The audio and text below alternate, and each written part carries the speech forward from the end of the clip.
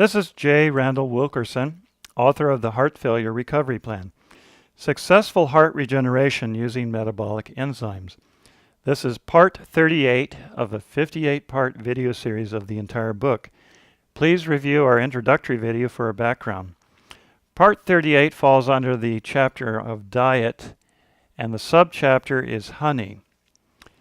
You might think, what does honey have to do with heart failure recovery? But it can impact your recovery quite a bit.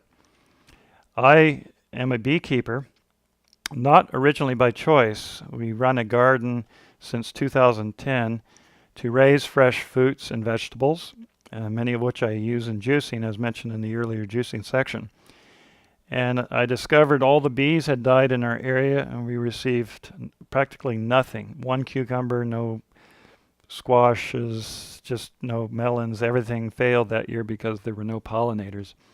I added one beehive in March 2011, and they made 500 cucumbers, hundreds of zucchini, 2 refrigerators full of food, and my wife was complaining she didn't want to be a farmer's wife.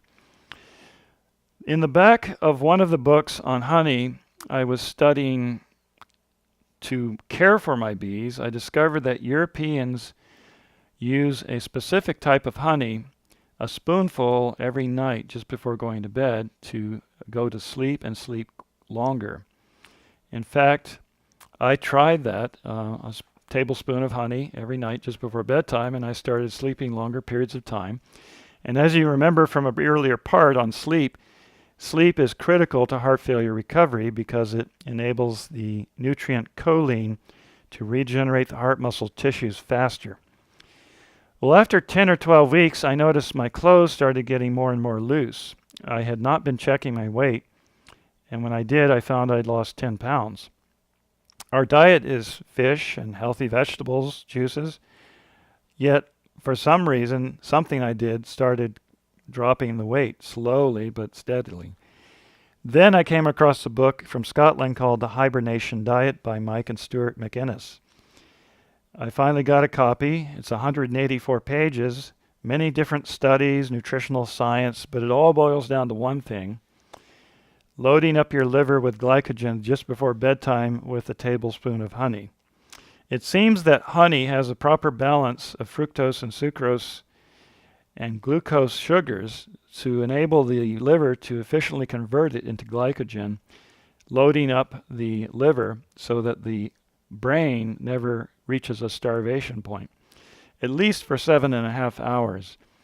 In so doing, you burn an extra 50 grams of fat each night. Now, it may take 9 days to 2 weeks to burn off a pound of fat, but still that's a significant amount of dieting, if you will, for simply doing nothing but sleeping. Once your fat declines to a normal level, you don't lose any more weight. It's just a very unusual situation based on biochemistry. Another issue with heart failure recovery is keeping your adrenaline level low. When the brain detects a insufficient glycogen in the liver in the middle of the night, it triggers cortisol, stress hormones, and adrenaline as sort of a panic phase to try and raise enough energy level to be satisfied. Your brain is consuming over 25% of your energy level at all times. The problem with the hibernation diet is buying pure honey. In the United States, most major brand names of honey come from large honey brokers. Since 2006, most honey in the USA originates from China, and most of that honey is filled with corn syrup to save money. In fact, 50 to 75% is high fructose corn syrup. The corn syrup comes in at about 30 cents per pound, whereas raw honey runs anywhere from $2 to $3 per pound wholesale. So you can see there's a huge profit motive. So to get pure honey that would enable you to sleep soundly, you need to buy it from local beekeepers and question them to make certain it's honey they actually produced. Sometimes local beekeepers will buy barrels of honey from distant states and not know that it has been cut with high fructose corn syrup. The best honey from a sleep standpoint is linden tree honey also called basswood honey in the United States, and in the United Kingdom it's called lime blossom honey. Linden tree flowers have been known as a very mild sedative, almost imperceptible, yet effective at keeping you in a stable sleeping format. And the honey from the same tree is also extremely mild, yet generates longer periods of stable, peaceful sleep. If you wanted to, if you live in a private home with your own property, you could even put up your own beehive. Local beekeepers associations will teach you how. There are various amateur associations showing you how to care for bees. You could choose a domesticated variety like the Italian or Carolinian bees, which rarely sting. They're just so laid back, I can stand next to the hive and they just go around me. They don't care at all. One thing we discovered in having our bees is the answer to colony collapse disorder. I was looking for plants that would bloom all through the year to provide them with a continuous supply of nectar. And on my 13th try, I planted a bush called the African blue basil. Within a few months, winter came, and I noticed there were no dead bees around my hives.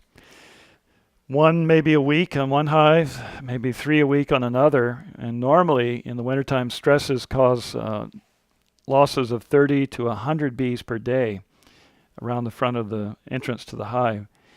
So we researched the plant that I'd installed, the African blue basil, with the University of Florida Bee Research Labs personnel, and discovered that it had camphor oil in the nectar, a modest amount that the bees could eat, but strong enough to kill off the blood-sucking mites and diseases that kill honeybee hives. Since I've added those bushes, a minimum of 2 to 3 bushes protects every hive, I have never had to treat them with chemicals ever since. Even local beekeepers just down the road will have massive die-offs. Even my local beekeeper inspector, who's not even a mile away, has lost 12 of his 13 hives to diseases, and when he inspects my hive, he just shakes his head. He's an old-timer, and how can this amateur have the answer to the entire plague of the entire earth of honeybees? The colony collapse disorder is almost everywhere except Australia and New Zealand. So in summary, many dietary experts consider honey to be an ordinary sugar. It is anything but. It's very carefully engineered with a low glycemic index, and it works as a sleep aid unlike any other. My name is J. Randall Wilkerson. I'm the author of the Heart Failure Recovery Plan, Successful Heart Regeneration Using Metabolic Enzymes.